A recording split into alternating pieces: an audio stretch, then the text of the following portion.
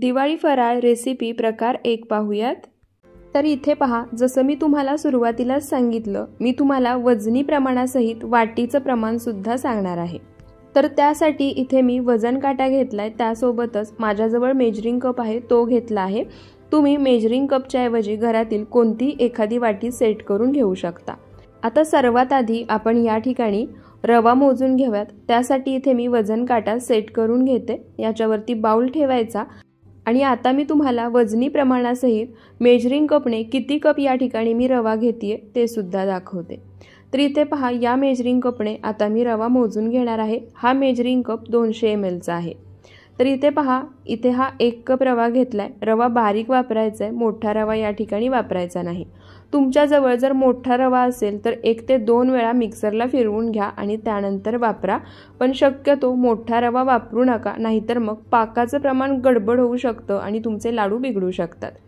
तर इथे मी measuring कपने 2.5 cup इतका हा बारीक रवा घेतला आहे आणि वजनी प्रमाणामध्ये हा रवा 500 ग्रॅम इतका आहे।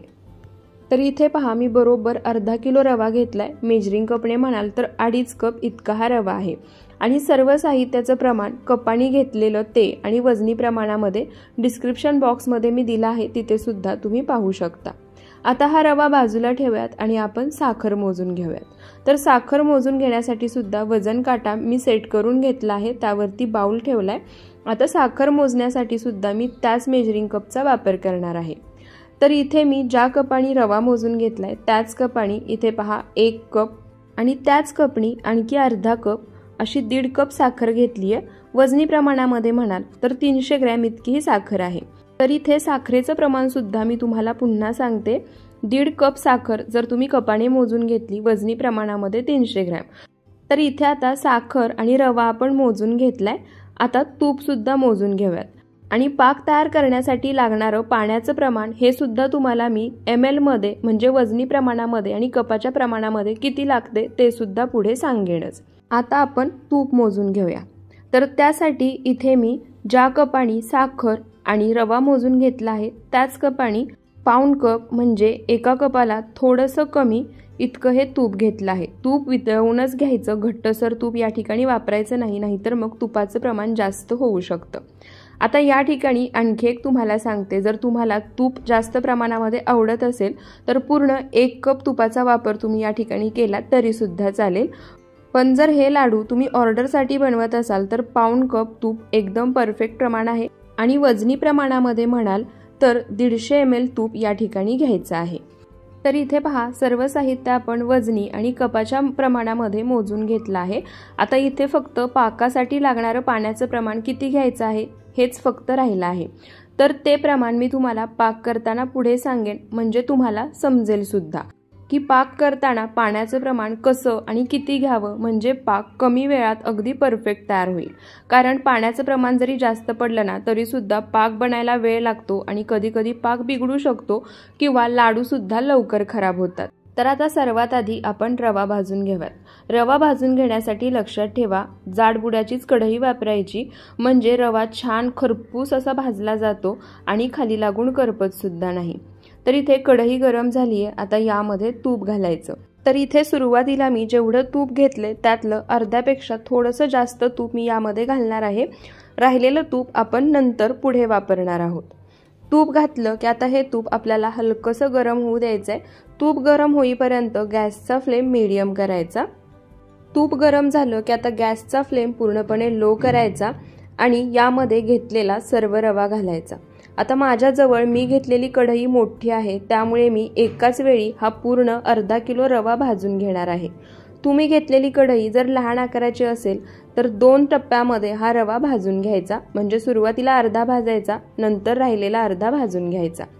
आता हा रवा मंद आचेवर सतत एकसारखा हलवत छान खरपूस खमंग असा आपल्याला भाजून घ्यायचा आहे। रवा छान खरपूस असा भाजला गेला, छान फुलला ना की याचा सुगंध अगदी घरभर पसरतो, त्यामुळे रवा भाजला आहे हे समजतंच। पण त्याच्या उलट जर रवा व्यवस्थित भाजला नाही ना तर हे रव्याचे लाडू खाल्ल्यानंतर पोटाला त्रास सुद्धा होऊ शकतो। त्यामुळे सतत एकसारखं हलवत हा रवा छान खमंग खरपूस असा आपल्याला भाजून घ्यायचा आहे। आणि सर्वात महत्त्वाचं, रवा सुरुवातीपासून शेवटपर्यंत भाजून होईपर्यंत गॅसचा फ्लेम पूर्णपणे लोच ठेवायचा आहे. अजिबात मीडियम किंवा हाय करायचा नाही. तर इथे पहा, रवा छान फुलला गेलाय. रव्याचा हलकासा रंग सुद्धा बदलायला लागला आहे आणि छान खमंग अगदी घरभर याचा सुगंध पसरायला लागलाय. आता या स्टेपलाच यामध्ये जे राहिलेलं तूप होतं ते सर्व तूप घालायचं आणि या रव्यामध्ये मिक्स करून 1-2 मिनिटं आणखी हा रवा मंद आचेवरती मी छान खरपूस असा भाजून घेणार आहे. पाकातले रव्याचे लाडू बनवताना पाक अगदी परफेक्ट जमणं, याच्याबरोबर रवासुद्धा अगदी व्यवस्थित भाजून घेणं हे सुद्धा महत्त्वाचं असतं. तर इथे पहा, तूप घातल्यानंतर रवा मी छान असा भाजून घेतला आहे. तुम्ही पाहू शकता हा रवा तुम्हाला ओलसर दिसत असेल म्हणजे बाजूने तूपसुद्धा सुटायला लागले, म्हणजे हा रवा परफेक्ट असा भाजून झालाय. जास्त लालसर होईपर्यंत सुद्धा भाजला गेला नाहीये आणि छान फुललाय सुद्धा. आता काय करायचं, गॅस बंद करायचा. गॅस बंद केल्यानंतर 1 ते 2 मिनिटं या पद्धतीनेच हा रवा खालून एकसारखं हलवत राहायचं, कारण कढई जास्त गरम आहे त्यामुळे खाली राहणारा रवा जास्त भाजला जाऊ शकतो आणि लालसर होऊ शकतो. आता ज्या कढईमध्ये रवा आहे ती कढई मी बाजूच्या गॅसवर ठेवून दिली आहे. आता आपण पाक तयार करून घेऊयात. तर पाक तयार करण्यासाठी गॅसवर कढई गरम करायला ठेवली आहे. पाक तयार करण्यासाठी सुद्धा जाड बुडाचीच कढई वापरायची आहे. त्यानंतर आता यामध्ये आपण जी 1.5 कप साखर घेतली होती वजनी प्रमाणामध्ये 300 ग्रॅम, ती साखर यामध्ये घालायची आणि आता ज्या कपाने साखर मोजून घेतली होती त्याच कपाने 1/2 कप यामध्ये पाणी घालायचं. म्हणजे साखर फक्त पाण्यामध्ये बुडली पाहिजे इतकंच पाणी घालायचं आहे. वजनी प्रमाणामध्ये म्हणाल तर इथे मी 200 ml इतकं हे पाणी घेतलंय. आता गॅसचा फ्लेम मोठा करायचा आणि मोठ्या आचेवरती साखर पाण्यामध्ये एकसारखी मिक्स करत पाण्याला उकळी काढून घ्यायची. तर इथे पहा, मोठ्या आचेवरती पाण्याला मी उकळी काढून घेतली आहे आणि साखर सुद्धा या पाण्यामध्ये पूर्णपणे विरघळली आहे. आता काय करायचं, गॅसचा फ्लेम पूर्णपणे लो करायचा आणि यामध्ये इथे मी 4 चमचे दूध घेतले, ते दूध घालायचं. आता दूध यामध्ये यासाठी वापरायचं कारण साखरेमध्ये जी मळी असते ना ती दूध घातल्यामुळे बाजूला निघते. तर इथे गॅसचा फ्लेम यासाठी पूर्णपणे लो करायचा, कारण जर मीडियम किंवा हाय फ्लेमवरती तुम्ही पाकामध्ये दूध घातलं तर पाक ओतू जाऊ शकतो. तर इथे पहा, दूध घातल्यानंतर 1 ते 2 मिनिटं हा पाक मंद आचेवरती मी शिजवून घेतला आहे आणि या ठिकाणी तुम्ही पाहू शकता जी साखरेमधली मळी होती ती पूर्णपणे बाजूला निघाली आहे. आता ही मळी आपण एखाद्या वाटीमध्ये किंवा डिशमध्ये काढून घेऊयात. तर इथे पहा, बाजूने जमा झालेली ही सर्व मळी मी एका वाटीमध्ये काढून घेतली आहे. आता घड्याळामध्ये बघून मीडियम टू लो फ्लेमवर हा पाक 4 ते 5 मिनिटं आपल्याला शिजवून घ्यायचा आहे. 4 ते 5 मिनिटांमध्ये एकदम परफेक्ट पाक तयार होईल. तर इथे पहा, 5 मिनिटं मीडियम टू लो फ्लेमवर हा पाक मी शिजवून घेतला आहे. पाक चमच्यामध्ये घेऊन अशा पद्धतीने तुम्ही चेक करू शकता. चमच्यामधून जेव्हा पाक तुम्ही खाली सोडाल तेव्हा एक तार तयार होते आणि ते लगेच तुटते, म्हणजे एक तारी पाक तयार झालाय असं समजायचं. त्याच पद्धतीने आणखी एक पद्धत तुम्हाला सांगते. पाक चमच्यावरती घ्यायचा, हलकासा थंड करायचा. पाक जर गरम असेल ना तर तो सेलसरच लागतो आणि दोन्ही बोटांच्या मध्ये घ्यायचा आणि इथे तुम्ही पाहू शकता एक तार तयार होतीये. परफेक्ट असा एक तारी पाक तयार झाला आहे. तुम्हाला सुद्धा तयार झालेली तार दिसतच असेल. आता काय करायचं, लगेच गॅस बंद करायचा, नाहीतर पाक पुढे जाऊ शकतो आणि लाडू कडक होऊ शकतात. तर इथे तुम्हाला चमच्याने मी पुन्हा एकदा दाखवते. पाक तुम्ही चमच्यामध्ये घेऊन जेव्हा अशा पद्धतीने खाली सोडाल तेव्हा पाकाचा थेंब पडल्यानंतर त्याच्या मागे एक तार तयार होतीये. आता यामध्ये काय करायचं, इथे मी अर्धा चमचा वेलची पूड घेतली आहे, ती घालायची. वेलची पूड पाक तयार झाल्यानंतर जेव्हा तुम्ही गॅस बंद कराल तेव्हाच घालायची. पाक तयार होत असताना जर यामध्ये वेलची पूड घातली तर त्याचा सुगंध आणि चव दोन्ही सुद्धा यामध्ये उतरत नाही. त्यामुळे गॅस बंद करायचा, त्यानंतरच वेलची पावडर या पाकामध्ये घालायची आणि मिक्स करून घ्यायची. तर इथे आपला पाक तयार झालाय. त्यासोबतच आपण जो रवा भाजून घेतला होता तो सुद्धा पूर्णपणे थंड झाला आहे. आता काय करायचं, पाक गरम आहे तेव्हाच यामध्ये आपल्याला घालून घ्यायचंय. तर त्यासाठी सर्वात आधी जो रवा मी भाजून घेतला होता ना तो खालून एकसारखा मिक्स करून घेतलाय आणि आता पाक गरम आहे तेव्हाच यामध्ये घालून घ्यायचा. आता या ठिकाणी आपण जे साखरेचं पाण्याचं प्रमाण घेऊन पाक बनवलाय ना तो एकदम परफेक्ट आहे. त्यामुळे पाक शिल्लक ठेवायची काहीही गरज नाही. सर्व पाक यामध्ये एकाच वेळी घालायचा आणि आता हा रवा पाकामध्ये मिक्स करून घ्यायचा. रवा पाकामध्ये मिक्स केल्यानंतर तुम्ही पाहू शकता मिश्रण तुम्हाला सैलसर वाटत असेल, पण असं नाही. जसजसा पाक रव्यामध्ये छान मुरतो तसतसं हे मिश्रण छान घट्टसर होतं. तर इथे रवा या पाकामध्ये मी छान एकसारखा मिक्स करून घेतला आहे. तुम्हाला हवं असेल तर तुम्ही यामध्ये ड्रायफ्रूट्सचे बारीक काप करून सुद्धा घालू शकता. त्यानंतर आता काय करायचं, याच्यावरती झाकण ठेवायचं आणि हा रवा 1 तासभर असाच मुरण्यासाठी बाजूला ठेवायचा. रवा मुरतोय तोपर्यंत तुम्ही याच्यावरचं झाकण काढून अधूनमधून हे खालून एकसारखं मिक्स करून घेऊ शकता, म्हणजे रवा कोरडा पडणार नाही आणि जो पाक आहे ना तो या रव्यामध्ये छान एकसारखा मिक्स होईल. तर आता इथे हा रवा झाकण ठेवून 1 तासभर मी छान असा मुरवून घेते आणि त्यानंतर आपण लाडू बनवून घेऊया. तर इथे तुम्हाला दाखवण्यासाठी म्हणून रवा पाकामध्ये मिक्स करून 10 मिनिटं झाले आहेत. 10 मिनिटानंतर झाकण काढून अशा पद्धतीने हा रवा मी खालून एकसारखा मिक्स करून घेणार आहे आणि अशा पद्धतीनेच रवा पाकामध्ये मुरतोय 1 तासामध्ये तोपर्यंत 2 ते 3 वेळा तरी रवा मिक्स करून घ्यायचा. आता झाकण ठेवून पुन्हा हा रवा मी सेट होण्यासाठी बाजूला ठेवून देते. तर इथे पहा पूर्ण 1 तास झाला आहे. रवा पाकामध्ये छान सेट झाला आहे. तुम्ही पाहू शकता. जसं मी तुम्हाला आधी सांगितलं, हा रवा पाकामध्ये घातल्यानंतर 2 ते 3 वेळा मी खालून एकसारखा मिक्स करून सुद्धा घेतला आहे. आता हा रवा खालून पुन्हा एकदा एकसारखा मिक्स करून घेऊयात आणि अशा पद्धतीने हाताने मोकळा करून घेऊयात, म्हणजे यामध्ये ज्या काही गुठळ्या गाठी झाल्या असतील ना त्या सर्व मोडल्या जातील आणि हा रवा छान मोकळा तयार होईल. तर अशा पद्धतीने हाताने चुरून घ्यायचा, म्हणजे हा रवा गुठळ्या गाठी झाल्या असतील तर मोकळा होऊन जातो. लाडू बनवून घेतला ना अशा पद्धतीने हातावर खेळवायचा, म्हणजे लाडूचा आकार छान एकसारखा गोल होतो आणि लाडू छान सेट सुद्धा होतो. तर इथे पहा परफेक्ट असा हा रव्याचा लाडू बनवून तयार झाला आहे. मस्त गोल, गरगरीत आणि दाणेदार.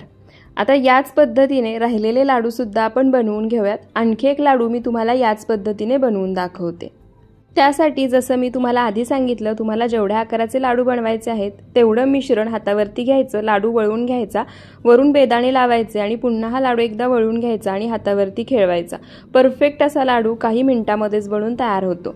राहिलेले लाडू सुद्धा आता याच पद्धतीने बनवून घेऊयात आणि त्यानंतर मी तुम्हाला दाखवते. तर इथे पहा सर्व रव्याचे लाडू बनवून तयार झाले आहेत. आपण या ठिकाणी जेवढं साहित्याचं प्रमाण घेतलं आहे त्यामध्ये बरोबर 1 किलो लाडू बनवून तयार होतात. त्यासोबतच लाडू मी तुम्हाला फोडून दाखवते. तुम्ही पाहू शकता छान मऊसूद असा हा लाडू तयार झालाय. अगदी तोंडात टाकताच विरघळेल असा आणि छान दाणेदार सुद्धा. आणि जर प्रत्येकी लाडूचं प्रमाण म्हणाल तर 21 ते 22 एवढे लाडू या मिश्रणामध्ये बनवून तयार होतात. तर तुम्ही सुद्धा या दिवाळीला जर तुम्हाला घरगुती दिवाळी फराळाच्या ऑर्डर घ्यायच्या असतील तर या पद्धतीने हे पाकातले रवा लाडू तुम्ही बनवू शकता. परफेक्ट प्रमाण आहे, अजिबात चुकणार नाही. दिवाळी फराळ रेसिपी प्रकार 2 पाहूयात. तर त्यासाठी इथे मी सर्वात आधी तुम्हाला साहित्याचं वजनी आणि वाटी प्रमाण सांगणार आहे. आणि या ठिकाणी आपण जे साहित्य घेतलं आहे त्यामध्ये बरोबर 1 किलो बेसन लाडू बनवून तयार होतात. सर्वात आधी इथे मी अर्धा किलो बेसन पीठ घेतलं आहे. हे बेसन पीठ मी विकतचं वापरतीये, तुम्ही घरचं वापरलं तरी सुद्धा चालेल. वजनी प्रमाणामध्ये बेसन पीठ अर्धा किलो आहे आणि वाटीच्या प्रमाणामध्ये म्हणाल तर 4 वाटी इतकं हे बेसन पीठ आहे. त्यानंतर इथे मी 400 ग्रॅम पिठी साखर घेतली आहे आणि वाटीने म्हणाल तर 2 वाटी इतकी ही पिठी साखर आहे. त्यासोबतच इथे मी 200 ml इतकं साजूक तूप घेतलं आहे. तूप घेताना लक्षात ठेवा वितळवूनच घ्यायचं आहे, घट्टसर तूप या ठिकाणी वापरायचं नाही. आणि जर वाटीच्या प्रमाणामध्ये म्हणाल तर इथे मी पाऊण वाटी इतकं हे तूप घेतले, म्हणजे एका वाटीला थोडंसं कमी. 1-2 चमचे तुम्ही यामध्ये एक्स्ट्रा वापरले तरी सुद्धा चालेल. त्यासोबतच थोडेसे बेदाणे आणि वेलची पूड सुद्धा घेतली आहे. आता आपण लगेच लाडू बनवायला सुरुवात करूया. त्यासाठी मी गॅसवर कढई गरम करायला ठेवली आहे.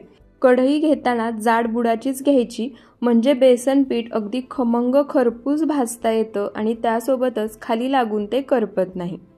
आता यामध्ये जे आपण तूप घेतलं होतं त्यातलं 8 ते 9 चमचे तूप कढईमध्ये घालायचं. राहिलेलं तूप आपण लागेल असं थोडं थोडं घालणार आहोत आणि त्याच टप्प्यामध्ये बेसन पीठ आपल्याला भाजून सुद्धा घ्यायचं आहे. आता तूप आपल्याला गरम करून घ्यायचं आहे. तूप जास्त गरम करायचं नाही, हलकंसं गरम झालं की आता यामध्ये जे अर्धा किलो बेसन पीठ मी घेतलं आहे ते सर्व घालणार आहे. आता तुमच्या जवळची कढई जर लहान आकाराची असेल तर तुम्ही 2 स्टेपमध्ये हे बेसन पीठ भाजून घेऊ शकता. माझ्या जवळची कढई मोठी आहे त्यामुळे एकाच वेळी हे सर्व अर्धा किलो बेसन पीठ मी भाजून घेणार आहे। बेसन पीठ तुपामध्ये घातलं की गॅसचा फ्लेम सुरुवातीला पूर्णपणे लो ठेवायचा आहे आणि हे बेसन पीठ एकसारखं हलवत यामध्ये होणाऱ्या गुठळ्या गाठी मोडत आपल्याला भाजून घ्यायचं आहे। बेसन पीठ जसजसं तुम्ही भाजत जाल ना तसतसं हे तुम्हाला हलकंसं ओलसर झालेलं दिसायला लागेल। अशाच पद्धतीने लागेल असं थोडं थोडं तूप घालायचं आणि हे बेसन पीठ एकसारखं हलवत घ्यायचं आणि भाजून घ्यायचं। आता या ठिकाणी बऱ्याच व्हिडिओमध्ये मी पाहिलं आहे किंवा त्या व्हिडिओ खाली कमेंटसुद्धा असतात की बेसन पीठ जसजसं आपण भाजत जाऊ यामध्ये सर्व तूप घालू बेसन पीठ खमंग खरपूस भाजलं गेलं की ते पूर्णपणे सैलसर होतं, तूप सोडायला लागतं। पण त्या व्हिडिओ खाली बऱ्याचशा कमेंट्स अशा असतात की आम्ही भाजून घेताना बेसन पीठ तर असं सैलसर होतच नाही किंवा फक्त ओलसर होतं आणि जसं व्हिडिओमध्ये दाखवले तसं सैलसर म्हणजे पातळ होत नाही। आणि मग बरेच जण काय करतात, तुपाचा वापर जास्त करतात आणि त्यामुळे काय होतं, जेव्हा आपण लाडू बनवतो ना तेव्हा ते खाली बसतात। लाडू आपण बनवतो गोलाकार, पण जेव्हा आपण लाडू बनवून ठेवतो ना तेव्हा तो लाडू काही वेळातच बसतो, म्हणजे पूर्णपणे प्लेन होतो, पसरतो। तर यासाठीच इथे मी तुम्हाला एक टिप सांगणार आहे। आता या ठिकाणी तुम्ही बेसन पीठ भाजताय ना तेव्हा इथे तुम्ही पाहू शकता जसजसं हे बेसन पीठ भाजलं जाते तसतसा या बेसन पिठाला ओलावा येतोय, त्यासोबतच बेसन पिठाचा हलकासा रंग सुद्धा बदलतोय आणि बेसन पिठाचा सुगंध सुद्धा अगदी घरभर पसरतोय। त्यामुळे तुम्हाला या ठिकाणी मी तुपाचं जेवढं प्रमाण सांगितलं आहे ना तेवढंच तुपाचं प्रमाण घ्यायचं आहे आणि तुम्ही भाजून घेताय ते बेसन पीठ सैलसर नाही झालं, पातळ नाही झालं तरी सुद्धा चालेल, फक्त हे बेसन पीठ छान ओलसर दिसायला पाहिजे, यामध्ये अजिबात गुठळ्या नसायला पाहिजेत आणि हे बेसन पीठ खमंग खरपूस भाजलेलं पाहिजे। म्हणजे काय तर बेसन पीठ खमंग खरपूस भाजलं की अगदी घरभर काय शेजाऱ्यांच्या पर्यंत सुद्धा याचा सुगंध पसरतो। त्यामुळे समजून जायचं बेसन पीठ हवं आहे तसं छान खमंग खरपूस भाजले गेले। त्यामुळे तुम्ही भाजून घेतलेलं बेसन पीठ जसं तुम्ही व्हिडिओमध्ये पाहताय तसं सैलसर होतंय का नाही किंवा सैलसर झालं नाही यासाठी तुम्हाला अजिबात टेन्शन घ्यायची गरज नाही।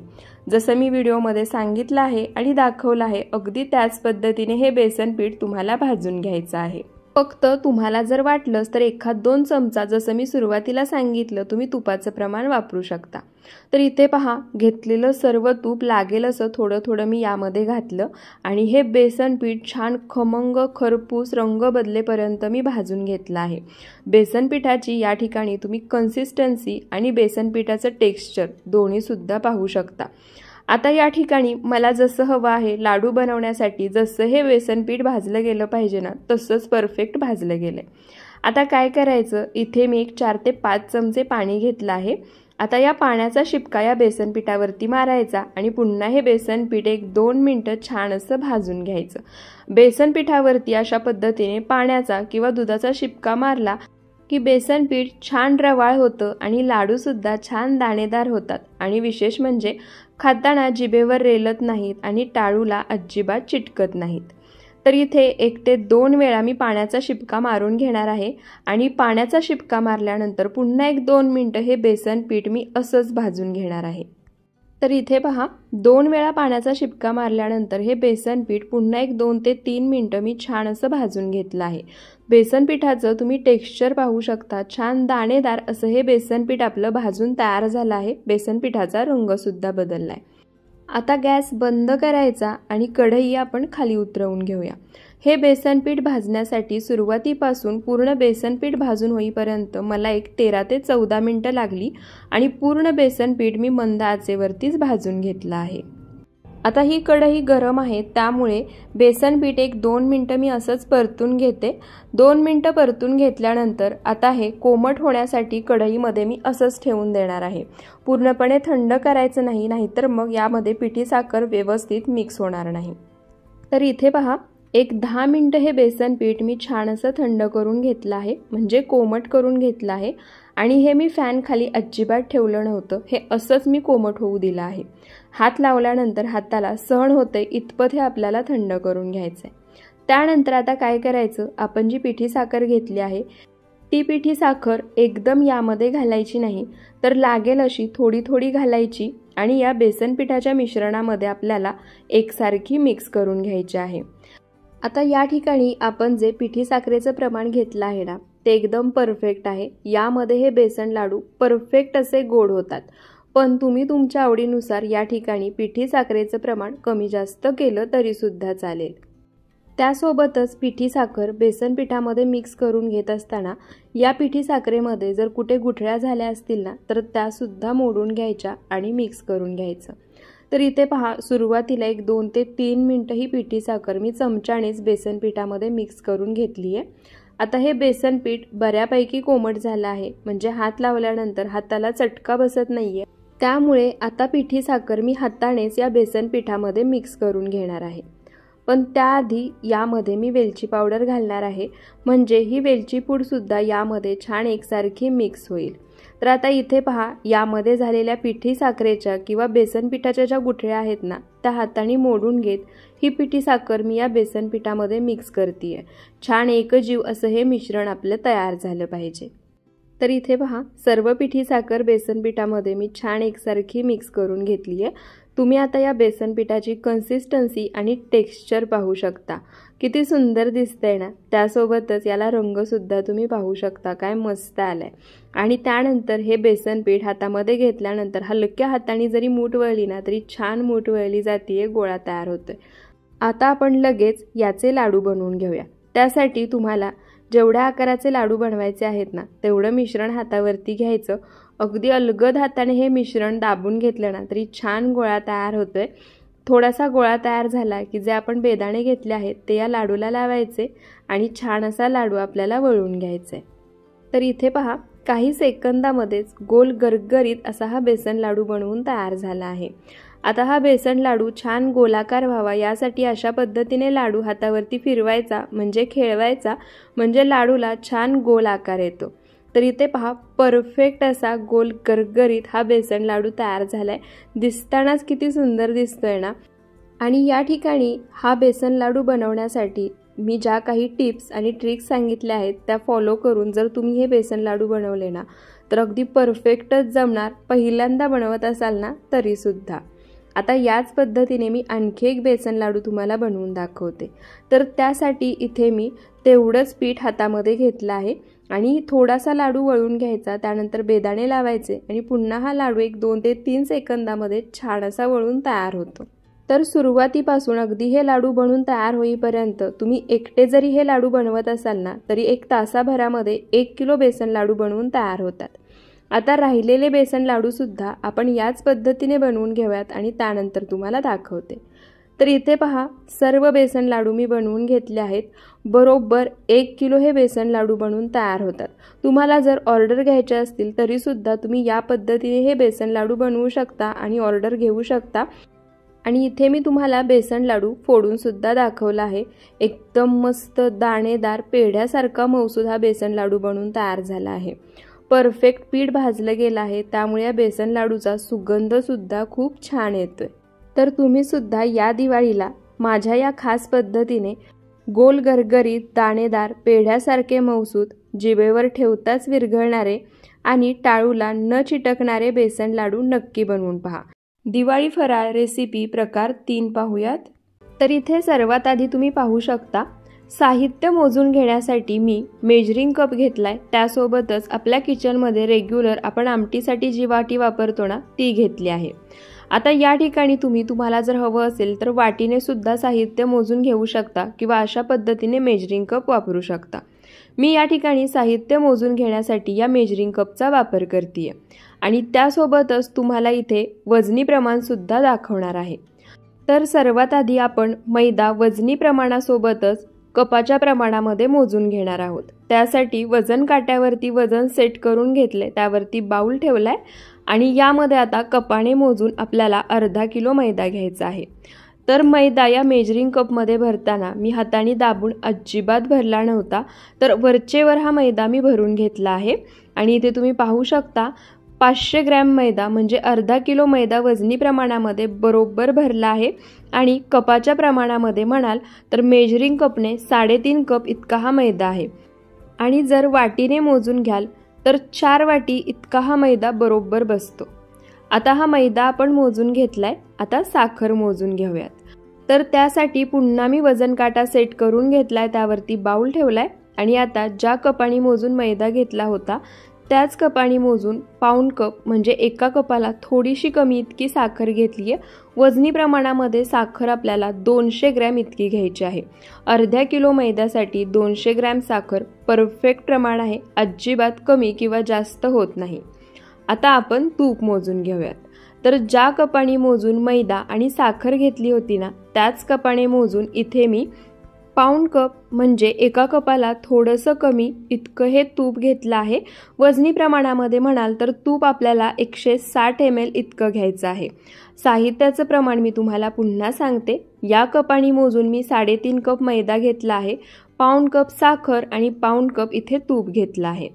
आता आपण सर्वात आधी पीठ मळून घेण्यासाठी एक मिश्रण तयार करून घेणार आहोत। तर सर्वात आधी ज्या कपाने मोजून सर्व साहित्य घेतलं आहे त्याच कपाने मोजून मी अर्धा कप पाणी घेतलं आहे। आता या पाण्यामध्येच जे तूप आपण मोजून घेतलं होतं ते सर्व तूप काढायचं। लक्षात ठेवा गॅसचा फ्लेम पूर्णपणे लो आहे, गॅसचा फ्लेम मीडियम किंवा हाय करायचं नाही। सर्व तूप या पाण्यामध्ये काढून घेतलं की आता जी साखर आपण मोजून घेतली होती ती सुद्धा यामध्ये काढून घ्यायची आणि आता चमच्याने एकसारखं हलवत ही जी साखर आहे ती आपल्याला या पाण्यामध्ये आणि तुपामध्ये विरघळवून घ्यायची आहे। गॅसचा फ्लेम अजिबात मीडियम टू हाय करायचा नाही, तर मंद आचेवरतीच ही साखर या पाण्यामध्ये आपल्याला विरघळवून घ्यायची आहे। त्यामुळे सतत एकसारखं ढवळत राहायचं।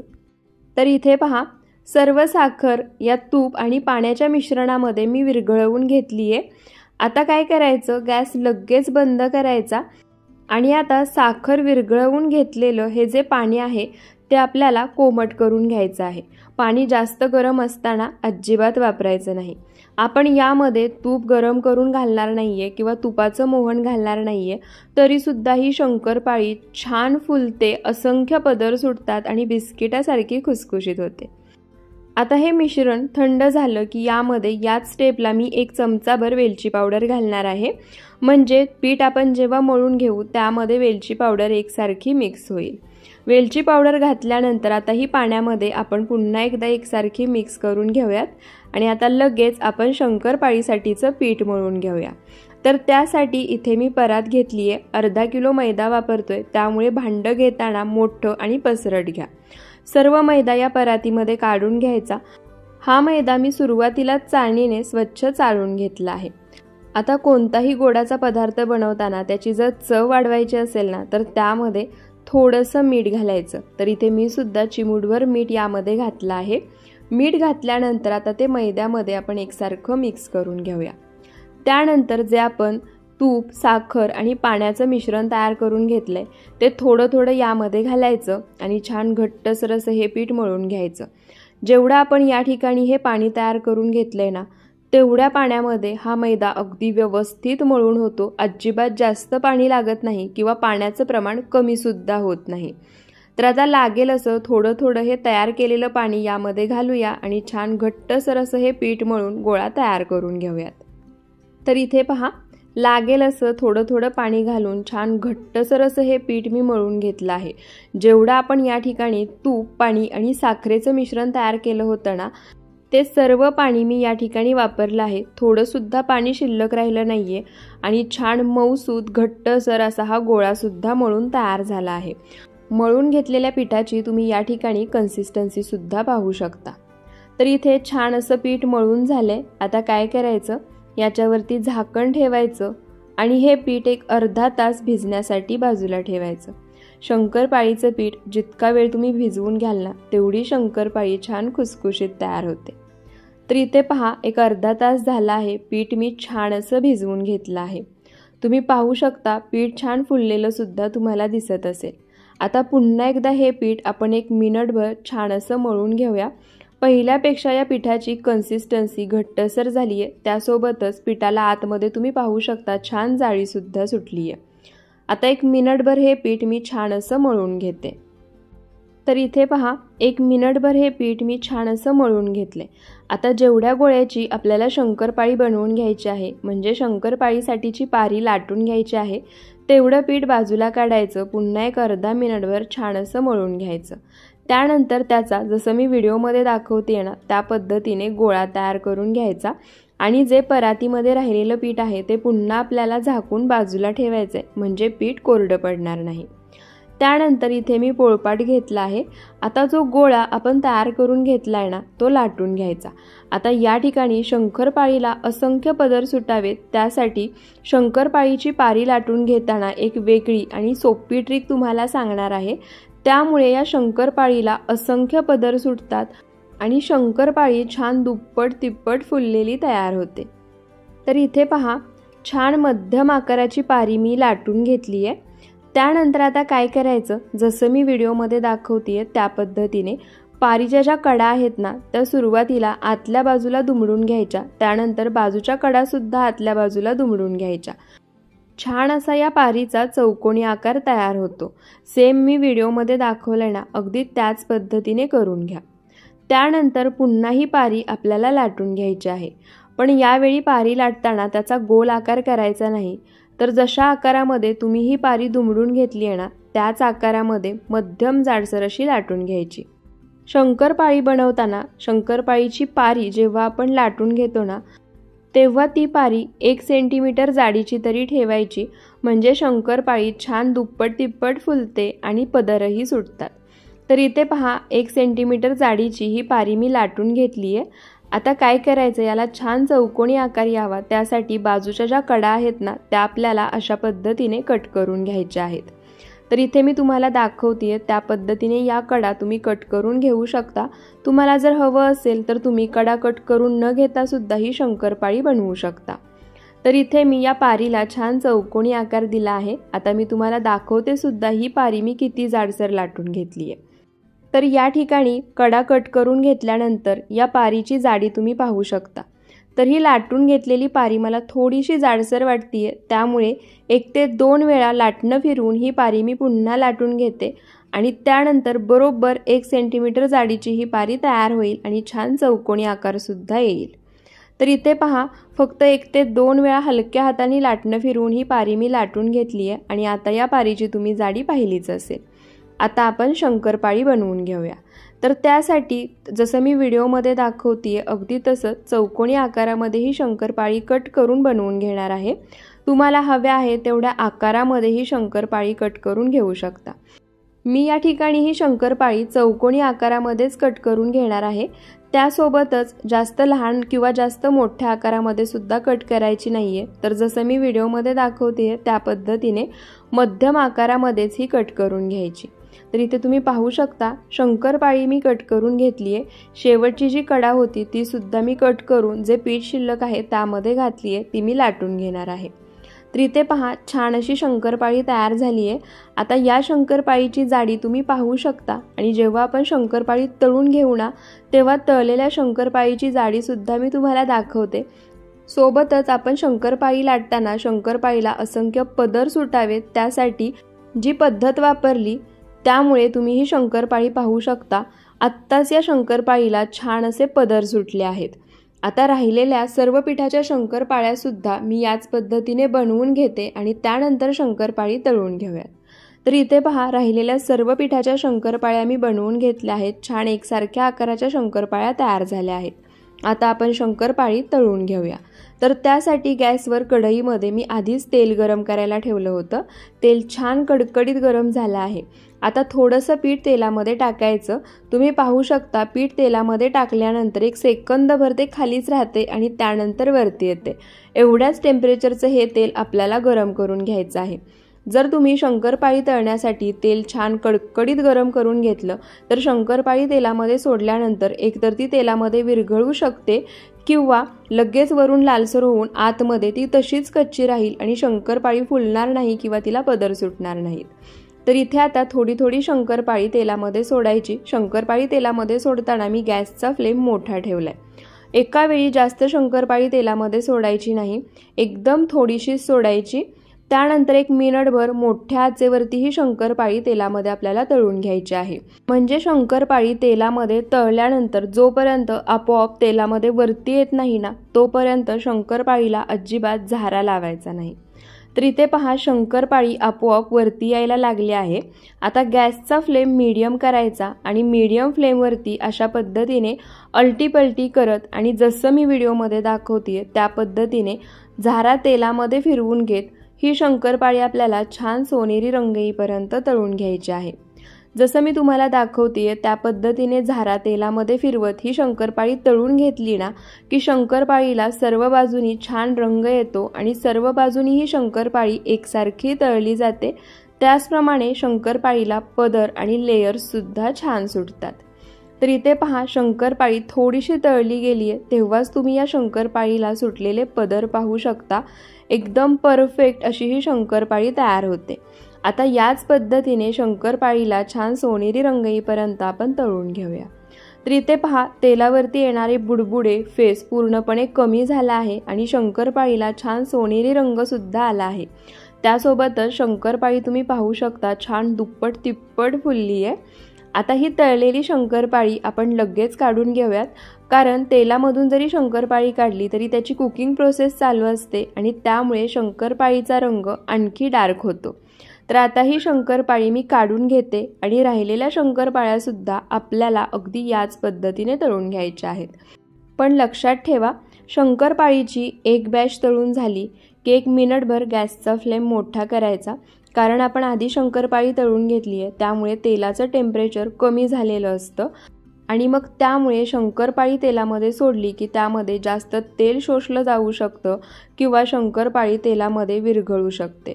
त्यामुळे थोडंसं तेल गरम होऊ द्यायचं, राहिलेली शंकरपाळी तेलामध्ये सोडायची आणि तळून घ्यायची। तर इथे पहा राहिलेल्या सर्व शंकरपाळ्या मी तळून घेतल्या आहेत। अगदी छान बिस्किटासारख्या खुसखुशीत दुप्पट तिप्पट फुललेली शंकरपाळी तयार झाली आहे। शंकरपाळीला छान पदर सुद्धा सुटले आणि तुम्ही या ठिकाणी वजनी प्रमाण सुद्धा पाहू शकता। 1 किलोपेक्षा जास्तच ही शंकरपाळी वजनामध्ये भरली आहे। त्यासोबतच इथे तुम्ही पाहू शकता जेव्हा आपण शंकरपाळी बनवून घेतली होती तेव्हा केवढी होती आणि तळल्यानंतर तुम्ही पाहू शकता छान दुप्पट तिप्पट फुलली आहे आणि अगदी बिस्किटासारखी खुसखुशीत झाली आहे। संपेपर्यंत ही शंकरपाळी आहे अशी राहते। जर तुम्हाला सुद्धा ऑर्डर घ्यायची असेल तर तुम्ही या प्रमाणामध्ये ही शंकरपाळी बनवू शकता। तुपाऐवजी तेल वापरलं तरी सुद्धा चालेल, त्याने सुद्धा शंकरपाळी अतिशय सुंदर होते। तर तुम्ही सुद्धा या वर्षीच्या दिवाळी फराळामध्ये घरचा फराळ असो किंवा ऑर्डर घेण्यासाठी असो या पद्धतीने शंकरपाळी नक्की बनवून पहा। आणि तुम्हाला जर आजचा हा रेसिपी व्हिडिओ थोडासा जरी आवडला असेल तर व्हिडिओला जास्तीत जास्त शेअर करा, एक लाईक नक्की करा।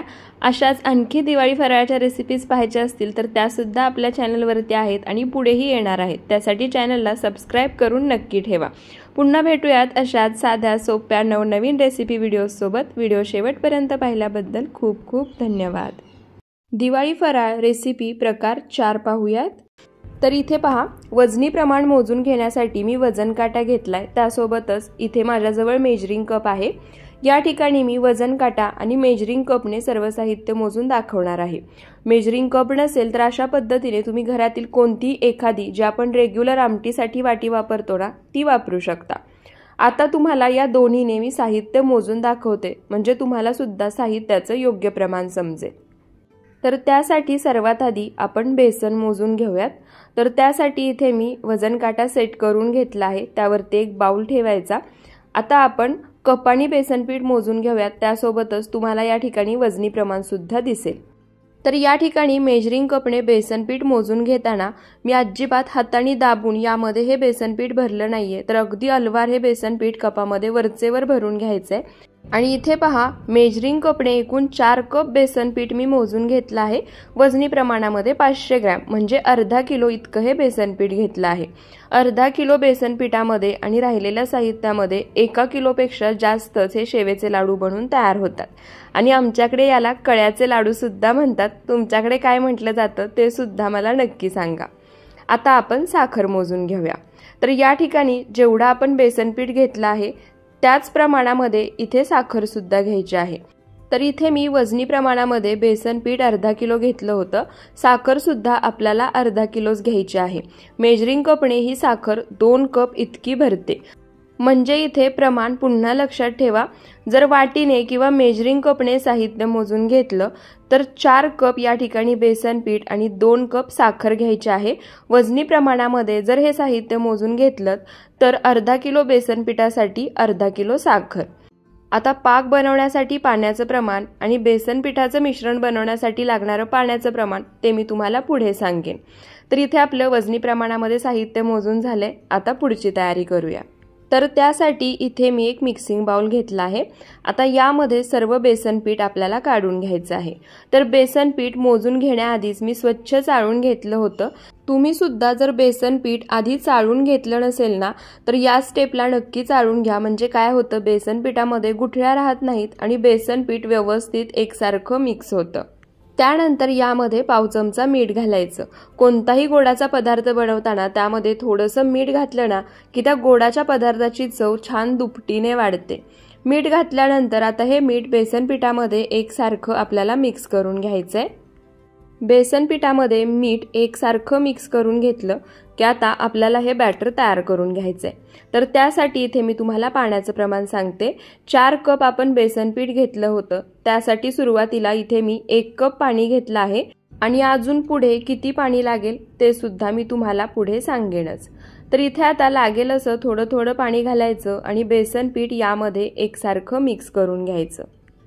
आता या ठिकाणी बेसन पीठ मिक्स करून घेण्यासाठी विस्करच्या ऐवजी तुम्ही चमचा वापरला तरी सुद्धा चालेल, हाताने मिक्स करून घेतलं तरी सुद्धा चालेल, पण विस्करने किंवा चमच्याने छान एकसारखं मिक्स होतं, हात भरवायची अजिबात गरज नाही।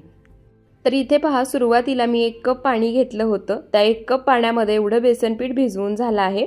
पुन्हा मी त्याच कपाने आणखी 1 कप पाणी घेतलं आहे। आता हे सुद्धा पाणी लागेल असं थोडं थोडं मी यामध्ये घालणार आहे आणि बेसन पीठ यामध्ये मिक्स करून घेणार आहे। पाणी एकदम एकाच वेळी यामध्ये घालायचं नाही, जसं मी सांगतेय तसं लागेल असं थोडं थोडं घालायचं।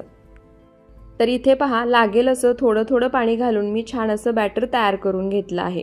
पाण्याचं प्रमाण तुम्हाला पुन्हा सांगते। सुरुवातीला 1 कप पाणी घेतलं होतं, त्यानंतर ते वापरलं, दुसरा कप पाणी घेतलं आणि या ठिकाणी दुसऱ्या कपामधलं सुद्धा राहिलेलं सर्व पाणी यामध्ये घातले आणि या ठिकाणी एकूण आपल्याला 2 कप पाणी लागलं आहे।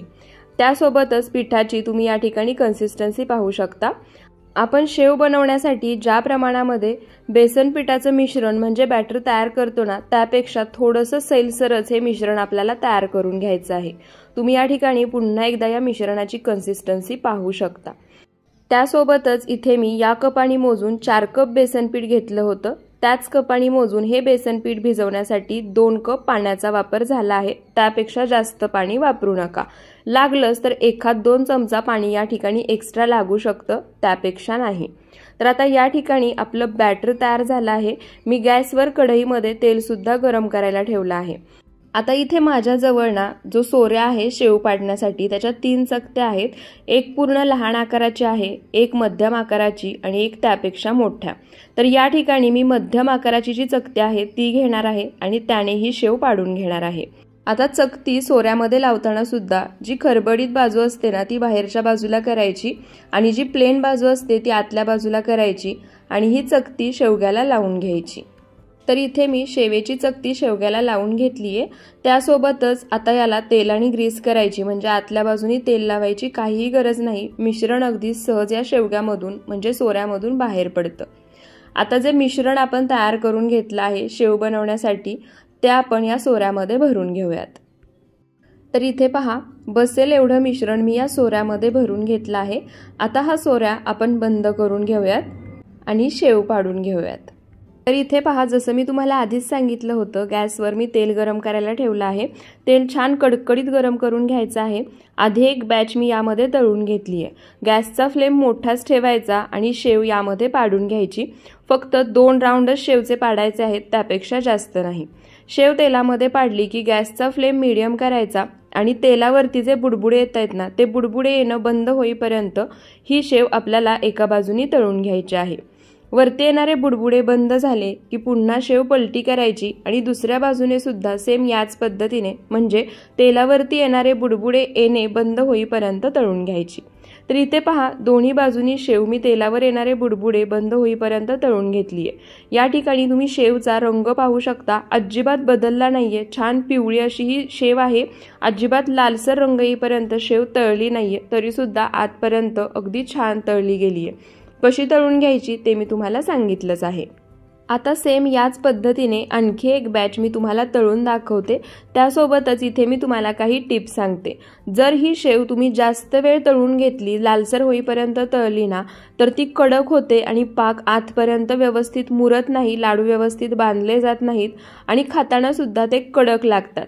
त्यासोबतच आणखी एक महत्त्वाची टिप, जर शेव कडक झाली तर काय करायचं हे सुद्धा मी तुम्हाला पुढे सांगणारच आहे। त्यामुळे तुम्ही बनवलेली शेव कडक न होता छान मऊसूत तयार होईल। तर इथे पहा दुसरी बॅच सुद्धा मी जसं तुम्हाला आधी सांगितलं त्या पद्धतीने तळून घेतली आहे। आता राहिलेलं जे पीठ आहे त्याची शेव सुद्धा आपण याच पद्धतीने बनवून घेऊयात आणि त्यानंतर मी तुम्हाला दाखवते। पण इथे पहा ही शेव सुद्धा अजिबात लालसर रंग येईपर्यंत मी तळली नाहीये। राहिलेली शेव सुद्धा याच पद्धतीने बनवून घेऊयात। तर इथे पहा सर्व शेव मी बनवून घेतली आहे। तुम्ही या ठिकाणी ही शेव पाहू शकता, अजिबात लालसर होईपर्यंत तळली गेली नाहीये, छान पिवळी आहे। आता जर तुम्ही बनवलेली शेव तुम्हाला वाटते की कडक झाली आहे तर काय करायचं, शेव गरम आहे ना तेव्हाच याच्यावरती एखादं ताट झाकायचं, एक 10 ते 15 मिनिटं। ताट झाकल्यामुळे काय होतं, शेव गरम आहे, मॉइश्चर तयार होतं आणि ही शेव छान मऊ पडते, अजिबात कडक राहत नाही। आता ही शेव आपण चुरून घेऊयात। तर ही शेव मी अशा पद्धतीने हातानेच बारीक करून घेणार आहे, म्हणजे चुरून घेणार आहे। तुम्हाला हवं असेल तर तुम्ही 1 ते 2 वेळा मिक्सर पल्स मोडमध्ये फिरवत मिक्सरला फिरवून घेऊ शकता। पण मला कळीचे लाडू शक्यतो असेच आवडतात की ज्यामध्ये ही शेव सुद्धा दिसायला हवी, त्यामुळे मी अशा पद्धतीने हातानेच ही शेव चुरून घेणार आहे। शेव हाताने जरी चुरून घेतली ना तरी या ठिकाणी तुम्ही पाहू शकता छान बारीक होतीये आणि ज्या लाडूमध्ये शेव दिसणार नाही ते शेवचे लाडू कसे, त्यामुळे मी हातानेच चुरून घेते। आता याच पद्धतीने राहिलेली सर्व शेव चुरून घेते आणि त्यानंतर तुम्हाला दाखवते। तर इथे पहा सर्व शेव मी चुरून घेतलीये, जास्त बारीकही केली नाहीये, जास्त मोठीही ठेवली नाहीये। जशी मला आवडते किंवा आमच्या घरी चुरून घेतली जाते ना, अगदी तशीच इथे मी ही शेव सुद्धा चुरून घेतलीये। आता ही शेव बाजूला ठेवूयात आणि आपण पाक तयार करून घेऊयात। तर त्यासाठी गॅसवर मी कढई गरम करायला ठेवली आहे। पाक तयार करण्यासाठी कढई शक्यतो जाड बुडाचीच वापरा। गॅसचा फ्लेम पूर्णपणे लो ठेवायचा आहे। त्यानंतर आता यामध्ये आपण जी साखर घेतली होती ती सर्व साखर घालायची।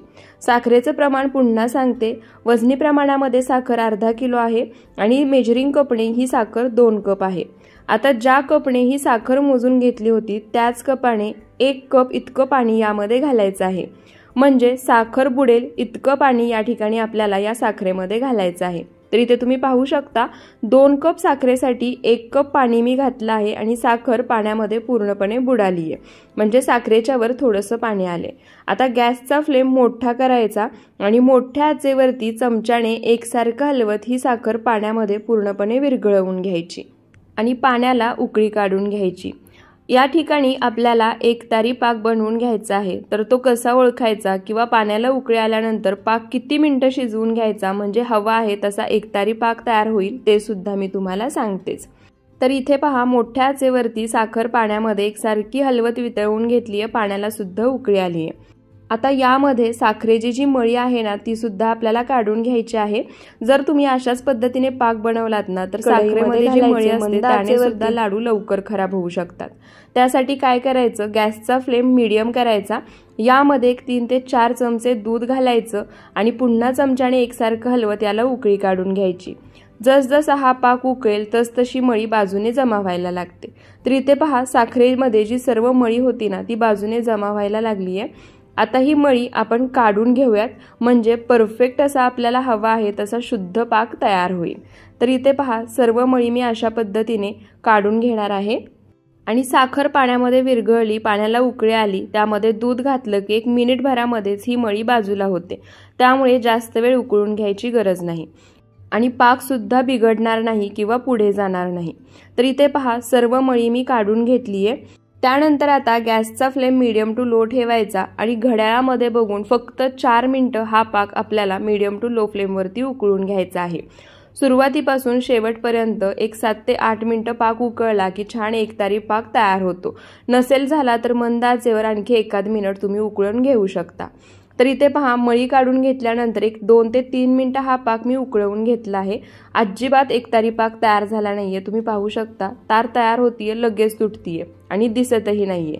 आणखी एक 2 मिनिटं हा पाक मी याच पद्धतीने मिक्स करून घेणार आहे, शिजवून घेणार आहे आणि त्यानंतर आपण चेक करूयात। तर इथे पहा, मीडियम टू लो फ्लेमवर हा पाक आणखी एक 2 मिनिटं मी शिजवून घेतलाय आणि आता तुम्ही पाहू शकता, तुम्हाला दिसत सुद्धा असेल एकतार तयार होतीये आणि लगेच तुटत सुद्धा नाहीये आणि दिसतेय सुद्धा। तर इथे आपला परफेक्ट असा एकतारी पाक तयार झाला आहे।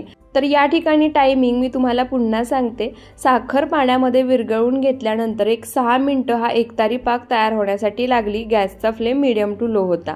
गॅस बंद करायचा, यामध्ये एक अर्धा चमचा वेलची पावडर घालायची, या पाकामध्ये मिक्स करून घ्यायची। वेलची पावडर गॅस बंद करूनच पाकामध्ये घालायची, म्हणजे त्याचा फ्लेवर आणि सुगंध त्यामध्ये छान उतरतो। आता जो आपण तयार करून घेतलेला पाक आहे तो सर्व पाक यामध्ये घालायचा। या ठिकाणी आपण पाक बनवण्यासाठी घेतलेलं साखर आणि पाण्याचं प्रमाण एकदम परफेक्ट आहे, त्यामुळे पाक अजिबात शिल्लक ठेवू नका। जेवढा पाक तयार झाला आहे तो सर्व पाक यामध्ये घाला। पाक घातल्यानंतर आता ही शेव या पाकामध्ये आपल्याला एकसारखी मिक्स करून घ्यायची आहे। तर इथे पहा, सर्व शेव या पाकामध्ये मी छान एकसारखी मिक्स करून घेतली आहे। तुम्हाला जर हवं असेल किंवा आवडत असेल तर तुम्ही यामध्ये एक 2 चमचे तुपामध्ये ड्रायफ्रुट्स भाजून घातले तरी सुद्धा चालतील, पण ड्रायफ्रुट्स भाजून यामध्ये घालताना सुद्धा याच स्टेपला घाला, नंतर किंवा सुरुवातीला घालू नका।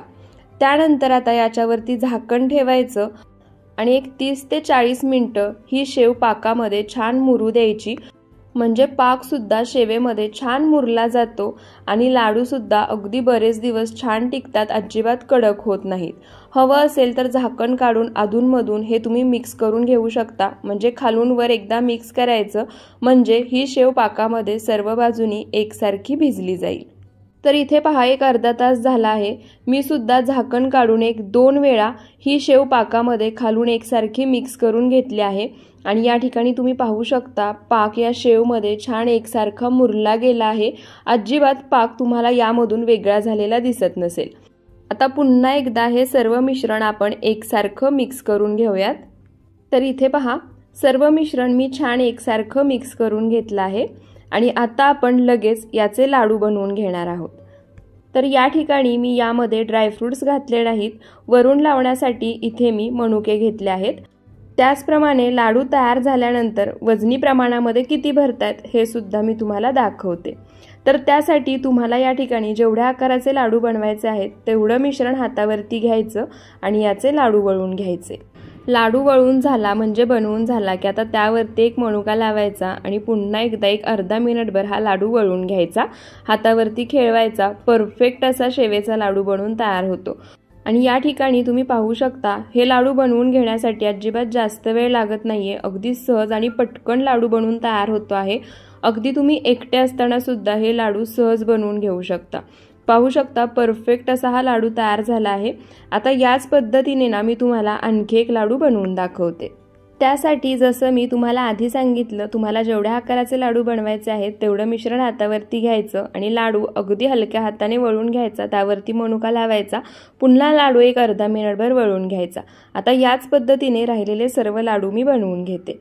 तर इथे पहा, राहिलेले सर्व लाडू मी बनवून घेतले आहेत आणि या ठिकाणी हे लाडू बनवण्यासाठी जेवढं आपण साहित्याचं प्रमाण घेतलं होतं त्यामध्ये 1 किलोपेक्षा जास्तच, म्हणजे 1300 ग्रॅम इतके हे लाडू बनवून तयार झाले आहेत। लाडू दिसताना सुद्धा तुम्ही पाहू शकता, एकदम मस्त परफेक्ट दिसतोय, चवीला सुद्धा तेवढाच जबरदस्त झालाय आणि छान मऊसुद्धा लाडू तयार होतो। 1 ते 1.5 महिना छान टिकतो, अजिबात खराब होत नाही। त्यासोबतच इथे एक लाडू मी तुम्हाला फोडून सुद्धा दाखवते। तर इथे तुम्ही पाहू शकता, छान आतपर्यंत हा पाक मुरला गेला आहे आणि मऊसूद असा हा लाडू तयार झाला आहे। हे लाडू बनवून एक 15 ते 20 मिनिटं झाले आहेत। लगेच सुद्धा लाडू बनवून झाल्यानंतर तुम्हाला मी दाखवत नाहीये। तर तुम्ही सुद्धा या दिवाळीच्या फराळामध्ये एकदा या पद्धतीने हे शेवेचे लाडू म्हणजे कळीचे लाडू नक्की बनवून पहा। अगदी पहिल्याच प्रयत्नामध्ये तुम्ही नवीन बनवत असाल तरी सुद्धा परफेक्ट बनवून तयार होतील। दिवाळी फराळ रेसिपी प्रकार 5 पाहूयात। तर त्यासाठी इथे पहा मी मेजरिंग कप घेतले आहेत. तुम्ही घरातील कोणती एखादी वाटी सेट करून घेऊ शकता. आणि त्यासोबतच मी पुढे तुम्हाला याचं वजनी प्रमाण सुद्धा दाखवणार आहे, म्हणजे वजनी आणि मेजरिंग कपने किती प्रमाण घ्यायचे हे तुम्हाला परफेक्ट समजेल. आणि जर तुमच्याजवळ असे मेजरिंग कप नसतील तर घरातील कोणतीही एखादी वाटी जी रेग्युलर आपण जेवणामध्ये आमटी वाढून घेण्यासाठी घेतो ना, तर ती वाटी तुम्ही सेट करून घेऊ शकता. आता आपण भाजणी बनवण्यासाठीचं साहित्याचं प्रमाण बरोबर मोजून घेऊया, वाटीसहित वजनाने सुद्धा. तर त्यासाठी इथे माझ्याजवळ वजन काटा आहे. आता सर्वात आधी इथे मी याच्यावरती बाउल ठेवते आणि वजन सेट करून घेते. आता आपल्याला सर्वात आधी तांदूळ मोजून घ्यायचा आहे. तर इथे मी रेशनिंगचा तांदूळ वापरते. तुम्ही रेशनिंगचा तांदूळ नसेल तर दुसरा कोणताही वापरू शकता. फक्त ज्या तांदळाचा भात चिकट होतो, म्हणजे जसं की इंद्रायणी, बासमती किंवा आंबेमोहर, तो तांदूळ वापरायचा नाही. ज्या तांदळाचा भात बनवल्यानंतर सुट्टा होतो तो तांदूळ वापरायचा. तर इथे पहा वाटीच्या प्रमाणामध्ये मी 3 वाटी तांदूळ घेतला आहे. वजनी प्रमाणामध्ये म्हणाल तर हा तांदूळ अर्धा किलो आहे. वाटीचं प्रमाण पुन्हा एकदा सांगते, 3 वाटी तांदूळ. वजनी प्रमाणामध्ये म्हणाल तर अर्धा किलो. आणि हा तांदूळ घेतल्यानंतर एक 3 ते 4 वेळा पाण्याने मी स्वच्छ धुवून घेतलाय आणि 4 तास हा तांदूळ मी फॅन खाली सुकवून घेतला आहे. जर हा तांदूळ धुतल्यानंतर उन्हामध्ये सुकवला तरी सुद्धा चालेल, फक्त उन्हामध्ये सुकवत असाल तर अर्धाच तास सुकवा. आता हा तांदूळ आपण बाजूला ठेवूयात आणि पुढचं साहित्य मोजून घेऊया. त्यासाठी इथे मी वजन काट्यावरती बाउल ठेवलाय आणि वजन सेट करून घेतले. आता आपण ही डाळ मोजून घेऊया. तर वाटीने जर ही डाळ घेतली तर बरोबर सपाट वाटीने 2 वाट्या इतकी ही डाळ आहे. आणि वजनी प्रमाणामध्ये म्हणाल तर 300 ग्रॅम इतकी ही चणा डाळ तुम्हाला घ्यायची आहे. म्हणजे प्रमाण लक्षात ठेवा, आपण इथे अर्धा किलो तांदूळ घेतलाय, त्यासाठी चणा डाळ म्हणजे हरभरा डाळ 300 ग्रॅम घ्यायची आहे. आता ही चणा डाळ आपण बाजूला ठेवूया, पुढचं साहित्य मोजून घेऊया. त्यासाठी इथे मी एक बाउल वजन काट्यावरती ठेवलाय आणि वाटीने एक सपाट वाटी मूग डाळ घेतली आहे. आता ही मूग डाळ सुद्धा या बाउलमध्ये काढून घ्यायची. तर एक 150 ग्रॅम इतकी ही मूग डाळ आहे. वाटीने घ्याल तर 1 वाटी मूग डाळ, वजनी प्रमाणामध्ये 150 ग्रॅम. तर या ठिकाणी मोजून घेतलेलं साहित्याचं वजनी आणि वाटी दोन्हीचं प्रमाण मी डिस्क्रिप्शन बॉक्समध्ये सुद्धा दिलं आहे, तिथे तुम्ही चेक करू शकता. आता आपण उडीद डाळ मोजून घेऊयात. तर ज्या वाटीने आत्तापर्यंत सर्व साहित्य मोजून घेतले त्याच वाटीने अर्धी वाटी उडीद डाळ घेतली आहे आणि वजनी प्रमाणामध्ये म्हणाल तर 75 ग्रॅम इतकी ही उडीद डाळ आपल्याला घ्यायची आहे. त्यानंतर आता पुढचं साहित्य मोजायचं आहे. त्यासाठी इथे मी अर्धी वाटी साबुदाणा घेतलाय आणि वजनी प्रमाणामध्ये हा साबुदाणा 50 ग्रॅम घ्यायचा आहे. साबुदाणा नक्की घाला, अजिबात स्किप करू नका. साबुदाण्यामुळे चकली आतून छान पोकळ होते आणि संपेपर्यंत आहे अशी खुसखुशीत कुरकुरीत राहण्यास मदत होते.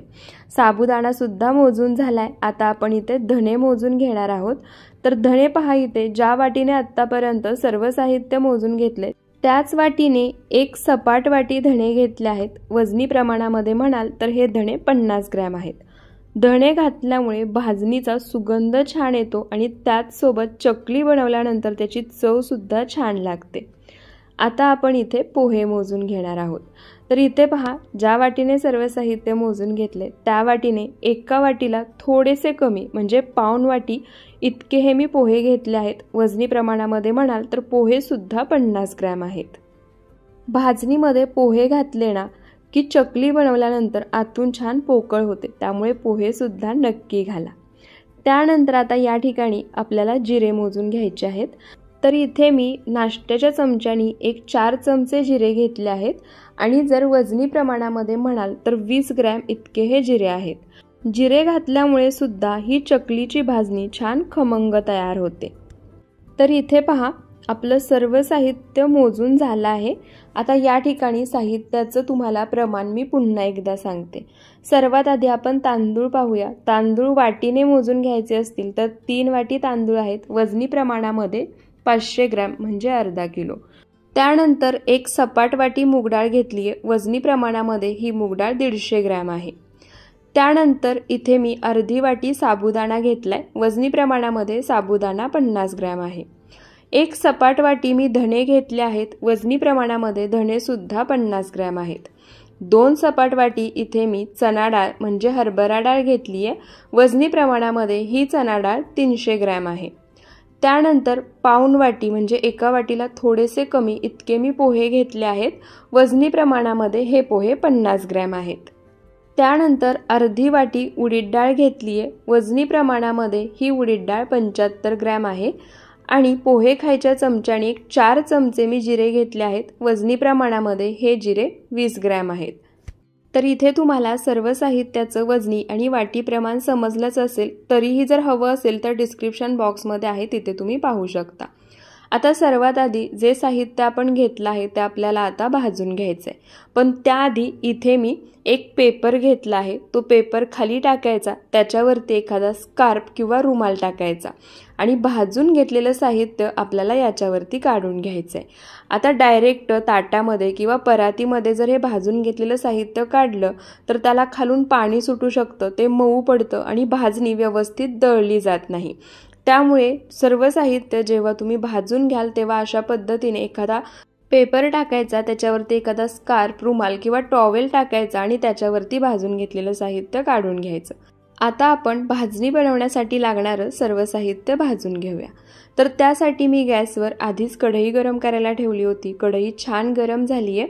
तर इथे भाजणीचं साहित्य भाजून घेण्यासाठी मी बिडाची कढई वापरते, त्यामध्येच हे साहित्य मी भाजून घेणार आहे।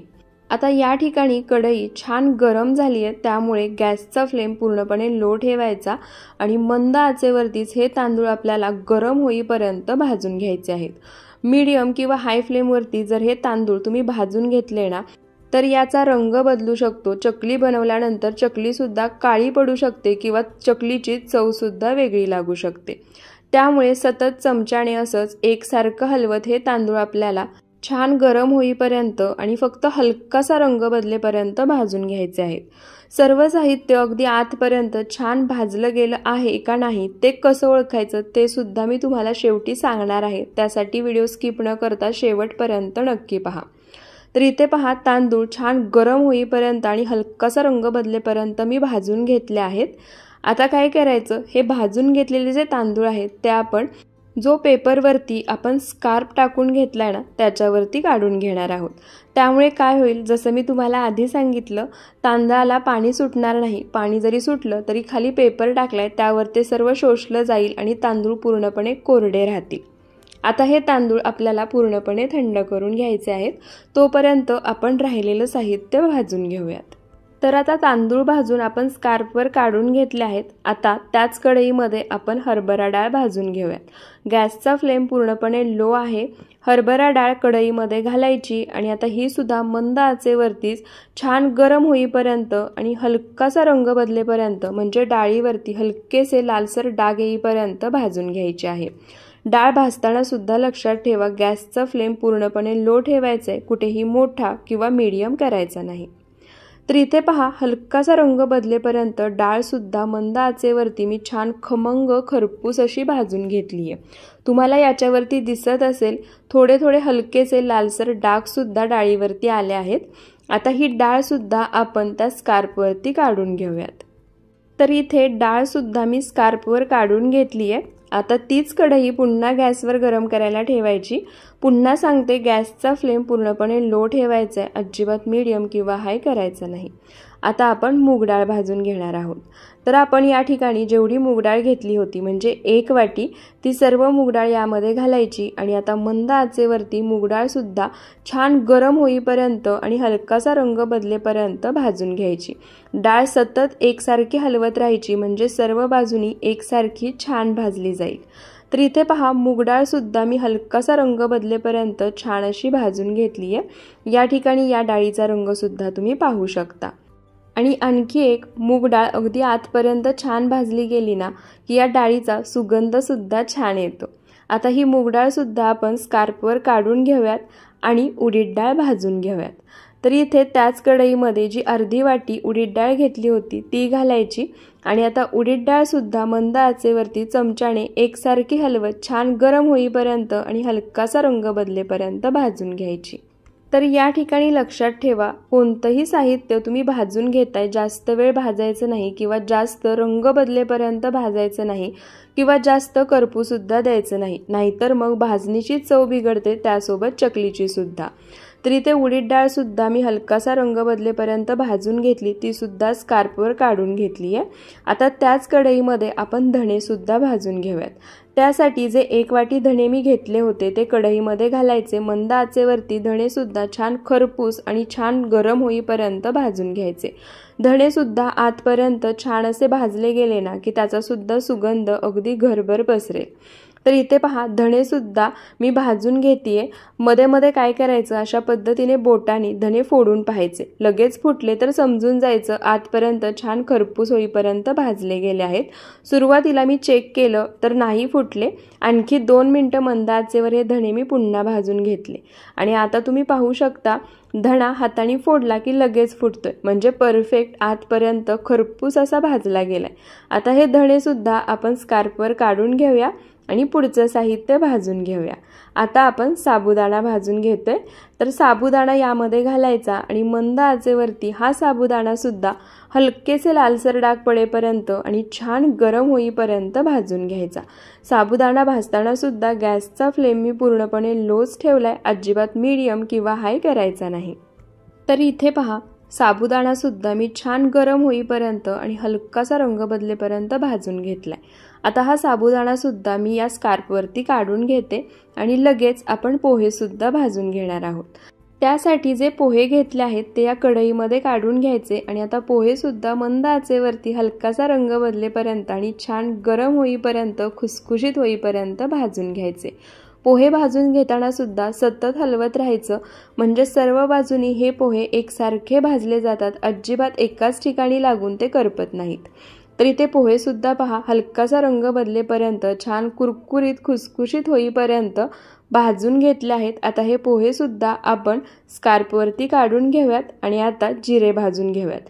तर जिरे भाजताना मी काय केलं, गॅस बंद केला, कारण कढई छान तापली होती।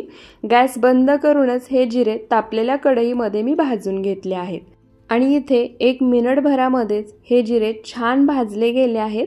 आता हे जिरे सुद्धा ज्या स्कार्पवरती आपण सर्व साहित्य काढून घेतलंय ना त्यावरतीच काढून घेऊयात। तर इथे पहा, भाजून घेतलेलं सर्व साहित्य मी या स्कार्पवरती काढून घेतलं आहे। सर्व साहित्य पूर्णपणे अगदी छान थंड झाले।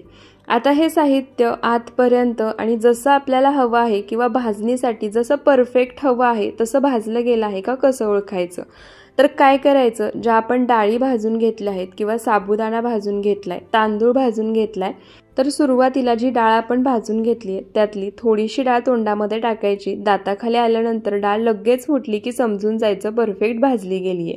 सेम हीच पद्धत तांदूळ आणि साबुदाणा भाजला आहे का पाहण्यासाठी करून घ्यायची। तर इथे पहा, सर्व भाजणी मी थंड करून घेतली आहे आणि आता परातीमध्ये काढून घेते।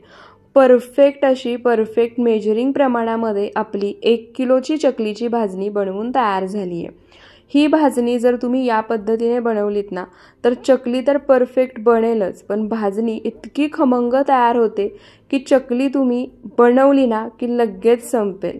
तर या दिवाळीला तुम्ही सुद्धा ना या पद्धतीने ही चकलीची भाजणी एकदा नक्की बनवून पहा। परफेक्ट अशी ही भाजणी तयार होते आणि या ठिकाणी प्रत्येक साहित्याचं जेवढं प्रमाण सांगितलं आहे तेवढ्याच प्रमाणामध्ये हे साहित्य घ्या, तरच तुमची चकलीची भाजणी छान खमंग तयार होईल। चकली सुद्धा छान कुरकुरीत खुसखुशीत तयार होईल। तेलामध्ये टाकल्यानंतर ती विरघळणार नाही किंवा चकली कडक होणार नाही, छान काटेदार तयार होईल।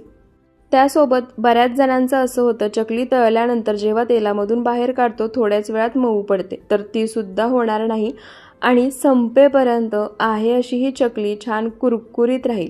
विशेष म्हणजे चकली अजिबात तेल पिणार नाही, जसं मी तुम्हाला सुरुवातीलाच दाखवलं, चकली थोडी सुद्धा तेलकट होणार नाही। आता हे सर्व साहित्य आपण मिक्स करून घेऊयात आणि आता ही भाजणी आपण चक्कीतून दळून आणणार आहोत। तर भाजणी चक्कीतून दळून आणताना पूर्णपणे बारीक दळून आणायची। बऱ्याच वेळा बरेच जण काय करतात, भाजणी ना मिक्सरवरती बनवतात, छान बनते मिक्सरवरती सुद्धा, पण मिक्सरवरती पण जेव्हा तुम्ही बनवाल ना तेव्हा 1-2 ते 3 वेळा भाजणी जेव्हा तुम्ही बारीक करून घ्याल तेव्हा चाळून घ्यायची, पुन्हा ते राहिलेलं मिश्रण मिक्सरला फिरवून घ्यायचं, पण भाजणीचं पीठ हे पूर्णपणे बारीकच असायला हवं। तर आता ही भाजणी मी दळून आणल्यानंतर तुम्हाला दाखवते। तर इथे पहा, सर्व भाजणी जी मी भाजून घेतली होती ती दळून आणली आहे। एकदम बारीक असं हे भाजणीचं पीठ तयार झाले, तुम्ही पाहू शकता। तर आता ही चकलीची भाजणी मी एकदम बारीक दळून आणली आहे। आता या भाजणीपासून आपण 1 किलोच्या प्रमाणात भाजणीची खमंग कुरकुरीत खुसखुशीत चकली बनवूया। आता या ठिकाणी ही जी चकलीची भाजणी आहे ना, ती मी वाटीने मोजून घेणार आहे। कारण भाजणीची चकली बनवताना जेव्हा आपण ते पीठ मळून घेतो ना, त्यामध्ये वापरलं जाणारं गरम पाणी त्याचं प्रमाण सुद्धा अचूक हवं, म्हणजे तुमचं पीठ अगदी व्यवस्थित मळलं जातं, चकली पाडताना तुटत नाही आणि छान काटेदार कुरकुरीत तयार होते। तर त्यासाठी इथे मी आपण रेग्युलर आमटीसाठी जी घरामध्ये म्हणजे किचनमध्ये वाटी वापरतो ना, ती घेतली आहे। आता या वाटीने मोजून इथे मी जेवढं भाजणीचं पीठ आहे ते मोजून घेणार आहे। आता या ठिकाणी मी तुम्हाला परत सांगते, जर वजनी प्रमाणामध्ये म्हणाल तर 1 किलो हे भाजणीचं पीठ आहे। आता वाटीच्या प्रमाणाने आपण मोजून पाहूया। तर इथे हे पीठ वाटीमध्ये भरताना सुद्धा तुम्ही पाहू शकता, मी हाताने दाबून भरत नाहीये, अगदी अलवार हे पीठ वाटीमध्ये मी भरून घेतलं आहे। तुम्ही सुद्धा जेव्हा वाटीने हे पीठ मोजून घ्याल ना, तेव्हा हाताने हे पीठ दाबून न भरता जसं मी व्हिडिओमध्ये दाखवते अगदी त्याच पद्धतीने अगदी अलवार असं भरून घ्या। तर इथे पहा, सुरुवातीपासून आत्तापर्यंत 4थी वाटी हे पीठ आहे, म्हणजे 4 वाटी पीठ मोजून झालं आहे आणि आता ही शेवटची म्हणजे 5वी वाटी पीठ। तर बरोबर इथे 1 किलो वजनी प्रमाणामध्ये भाजणी आहे आणि जर वाटीने मोजून घ्याल तर 5 वाटी इतकी ही भाजणी आहे। आता इथे आपण भाजणीचं परफेक्ट प्रमाण तर वाटीने मोजून घेतलं। आता पाण्याचं प्रमाण कसं घ्यायचं, तर इथे जेवढ्या प्रमाणामध्ये ही भाजणी आहे ना, त्याच्या अर्ध म्हणजे ज्या वाटीने ही भाजणी मोजून घेतली आहे त्याच वाटीने 2.5 वाटी पाणी आपल्याला गरम करून घ्यायचं आहे। आता वजनी प्रमाणामध्ये म्हणाल तर लक्षात ठेवा, 1 किलो भाजणी होती त्यासाठी अर्धा लिटर पाणी। तर इथे मी सुरुवातीला 1 वाटी पाणी घातलं आहे, आता ही 2री वाटी आणि त्यानंतर आणखी अर्धी वाटी असं 2.5 वाटी पाणी गरम करून घेणार आहोत। आता हे पाणी मी गॅसवर गरम होण्यासाठी ठेवून देते आणि आपण पुढची तयारी करूया। आता पाणी गरम होतंय तोपर्यंत काय करायचं, यामध्ये राहिलेलं साहित्य आपल्याला घालून घ्यायचं आहे। पण त्याआधी सुरुवातीला इथे मी पाव वाटी तेल घेतलं आहे। तेल सुद्धा आपल्याला छान कडकडीत गरम करून घ्यायचं आहे। आता तेलाचं प्रमाण सुद्धा लक्षात ठेवा, वाटीने मोजून घ्याल तर पाव वाटी आणि नाश्त्याच्या चमच्याने मोजून घ्याल तर 5 चमचे तेल या ठिकाणी घ्यायचं आहे। तेलाचं प्रमाण अजिबात कमी जास्त करू नका, आहे असंच अचूक ठेवा, म्हणजे तुम्ही बनवलेली चकली कुरकुरीत बनेल। तळून काढल्यानंतर थोड्या वेळात ती मऊ पडणार नाही आणि त्यामध्ये तेल सुद्धा शोषलं जाणार नाही। तर आता हे तेल सुद्धा मी गॅसवर गरम होण्यासाठी ठेवते, तोपर्यंत आपण यामध्ये पावडर मसाले घालून घेऊयात। त्यामध्ये अर्धा चमचा हळद, त्यानंतर इथे मी नाश्त्याच्या चमच्यानेच 5 चमचे काश्मीरी लाल मिरची पावडर घातली आहे। ह्या मिरची पावडरचं प्रमाण एकदम परफेक्ट आहे, चकली जास्त तिखटही होत नाही आणि लाल मिरची पावडर घातली आहे त्यामुळे रंग सुद्धा छान येतो। त्यानंतर त्याच चमच्याने 3 चमचे यामध्ये पांढरे तीळ घालायचे। 1 चमचा इथे मी ओवा घेतलाय, तो हातावरती घ्यायचा आणि चुरून यामध्ये घालायचा, म्हणजे त्याचा सुगंध आणि चव दोन्ही चकलीमध्ये छान उतरते। आणि 1.5 चमचा यामध्ये मीठ घालायचं, किंवा तुम्ही तुमच्या अंदाजाने चवीनुसार मीठ घालू शकता, पण मी या ठिकाणी जे प्रमाण सांगितलं आहे ते एकदम परफेक्ट आहे। आता हे सर्व साहित्य या भाजणीच्या पिठामध्ये आपण एकसारखं मिक्स करून घेऊयात। तर इथे पहा, सर्व साहित्य मी या भाजणीच्या पिठामध्ये छान एकसारखं मिक्स करून घेतलं आहे। जे काही पावडर मसाले होते किंवा बाकीचं साहित्य होतं ते सुद्धा या भाजणीच्या पिठामध्ये छान एकजीव झाले। आता यामध्ये जे तेल आपण धूर निघेपर्यंत कडकडीत गरम करून घेतलंय ना, ते तेल घालायचं आणि आता सुरुवातीला तेल गरम आहे त्यामुळे मी चमच्यानेच अशा पद्धतीने मिक्स करून घेणार आहे। जेव्हा हे तेल थंड होईल, हात लावल्यानंतर हाताला चटका बसणार नाही, हाताला सोसेल इतपत थंड झालं ना की हाताने मग एकसारखं आपण मिक्स करून घ्यायचं आहे, पण तोपर्यंत अशा पद्धतीने चमच्यानेच मिक्स करून घ्या। तर इथे पहा, तेल घातल्यानंतर चमच्यानेच 2 ते 3 मिनिटं हे पीठ मी मिक्स करून घेतलं आहे। आता तेल पूर्णपणे थंड झालं आहे, हाताला अजिबात चटका बसत नाहीये, म्हणजे हाताला सोसते इतपत हे थंड झाले। आता जसं मी व्हिडिओमध्ये दाखवते त्या पद्धतीने हाताने चोळून जे आपण तेलाचं मोहन घातलंय ना, ते या भाजणीच्या पिठामध्ये आपल्याला मिक्स करून घ्यायचं आहे। जोपर्यंत तेलाचं मोहन भाजणीमध्ये एकसारखं मिक्स होणार नाही तोपर्यंत तुम्ही बनवलेली चकली काटेदार खुसखुशीत होणार नाही। त्यामुळे इथे पहा छान एकसारखं हे तेलाचं मोहन मी यामध्ये मिक्स करून घेतलं। पीठ हातामध्ये घेतलं, अलगद हाताने जरी मूठ वळली ना तरी छान मूठ वळली जातीये। आता काय करायचं, आपण जे पाणी गरम करून घेतलंय ना ते गरम केलेलं पाणी यामध्ये घालायचं। आता या ठिकाणी एकदम सर्व पाणी घालायचं नाही, थोडं थोडं पाणी घालायचं। सुरुवातीला अशा पद्धतीने चमच्याने हे पीठ मिक्स करून घ्यायचं। पाणी गरम आहे त्यामुळे हाताने अजिबात मिक्स करायचं नाही। त्यासोबतच जेव्हा आपण पाणी गरम करून घेतो ना तेव्हा आणखी एक टिप तुम्हाला मी सांगते, पाणी उकळायचं नाही, फक्त पाण्यावर हलकेसे बुडबुडे यायला लागले ना की गॅस बंद करायचा, म्हणजे एवढ्याच टेम्परेचरपर्यंत हे पाणी आपल्याला गरम करून घ्यायचं आहे, जास्त खळखळून उकळवून घ्यायचं नाही। तर इथे पहा सुरुवातीला मी थोडंसं पाणी घातलं, पाणी घातल्यानंतर सर्व पीठ या पाण्यामध्ये मिक्स करून घेतलं। आता या स्टेपला राहिलेलं सर्वच पाणी मी यामध्ये घालणार आहे। फक्त एक 5 ते 6 चमचे पाणी आपल्याला शिल्लक ठेवायचं आहे, का ते मी तुम्हाला पुढे सांगतेच। तर आता राहिलेलं सर्व पाणी घातल्यानंतर पुन्हा एकदा हे पीठ आपण या पाण्यामध्ये एकसारखं मिक्स करून घेऊयात। तर इथे पहा सर्व पीठ मी या पाण्यामध्ये मिक्स करून घेतलं आहे। पाण्याचं जे प्रमाण आपण या ठिकाणी घेतलं आहे ते एकदम परफेक्ट आहे। आता काय करायचं, याच्यावरती झाकण ठेवायचं आणि गरम पाण्यामध्ये हे भाजणीचं पीठ एक 10 ते 15 मिनिटं छान असं मुरू द्यायचं। तर इथे पहा एक 15-20 मिनिटं झाले आहेत, पीठ सुद्धा अगदी छान मुरले आणि आता हाताला चटका बसणार नाही, हाताला सोसेल इतपत थंड सुद्धा झाले। आता हे पीठ आपण खालून एकदा एकसारखं मिक्स करून घेऊयात आणि या पिठाचे ना आपल्याला गोळे तयार करून घ्यायचे आहेत आणि त्यानंतर हे पीठ आपल्याला मळून घ्यायचं आहे। तर त्यासाठी इथे मी परात घेतली आहे। आता जसं मी व्हिडिओमध्ये दाखवते त्या पद्धतीने या भाजणीच्या पिठाचे असे मध्यम आकाराचे गोळे तयार करून घ्यायचे आणि परातीमध्ये काढायचे। तर इथे पहा भाजणीच्या सर्व पिठाचे मी असे मध्यम आकाराचे गोळे तयार करून घेतले आहेत आणि परातीमध्ये काढून घेतले आहेत। आता काय करायचंय, हे जे पीठ आहे ते आपल्याला मळून घ्यायचंय। इथे मी तुम्हाला सुरुवातीला जेव्हा गरम केलेलं पाणी आपण भाजणीच्या पिठामध्ये घालत होतो ना तेव्हा दाखवलं होतं 5 ते 6 चमचे पाणी मी शिल्लक ठेवलं आहे। तर आता तेच पाणी आपल्याला या ठिकाणी वापरायचं आहे। तर त्यासाठी काय करायचं, जे पातेल्यामध्ये आपण पाणी शिल्लक ठेवलं होतं ना त्यातलं लागेल असं थोडं थोडं पाणी घ्यायचं, म्हणजे फक्त हात त्यामध्ये ओला करायचा आणि हे पीठ आपल्याला मळून घ्यायचं आहे। छान एकसारखा मऊसूत असा हा गोळा तयार झाला पाहिजे। फक्त लक्षात ठेवा पीठ जास्त सैलसरही नाही मळायचं आणि जास्त घट्टसरही नाही ठेवायचे, तर मध्यम सैलसर असं हे पीठ आपल्याला मळून घ्यायचं आहे। तर इथे पहा मी जास्त पाण्याचा वापर करत नाहीये, फक्त हात ओला करायचा किंवा एक 2 ते 3 थेंब पाणी फक्त घ्यायचं आणि पीठ मळून घ्यायचं। आणि आता याच पद्धतीने लागेल असं थोडं थोडं पाणी घेऊन किंवा फक्त हात ओला करून हे पीठ आपण मळून घेऊयात, छान असा गोळा तयार करून घेऊयात। तर इथे पहा हे भाजणीचं पीठ मी लागेल असं पाणी घेऊन किंवा हात ओला करून छान असं मळून घेतलं आहे। जे पाणी पातेल्यामध्ये शिल्लक होतं त्यातलं थोडंसं पाणी अजूनही शिल्लक राहिलं आहे। आणि आता इथे आपलं चकल्या बनवण्यासाठी परफेक्ट असं हे भाजणीचं पीठ मळून तयार झालं आहे। आता काय करायचं, जेवढं पीठ आपल्या सोऱ्यामध्ये किंवा साच्यामध्ये बसेल ना तेवढं पीठ आपण परातीमध्ये काढून घेणार आहोत। राहिलेलं पीठ बाउलमध्ये ठेवायचं आणि त्याच्यावरती झाकण ठेवून ते बाजूला ठेवायचं। आता पुन्हा एकदा जेवढं पीठ आपण बाजूला काढून ठेवलंय ना ते पीठ आपल्याला एक 2 ते 3 मिनिटं मळून घ्यायचं आहे। मग ते पीठ मळून घेताना सुद्धा पातेल्यामध्ये जे पाणी आहे ना त्याने फक्त हात ओला करायचा आणि पीठ मळून घ्यायचं। जेवढं छान आणि एकसारखं तुम्ही हे पीठ मळून घ्याल ना तेवढीच चकली तुमची परफेक्ट बनून तयार होईल।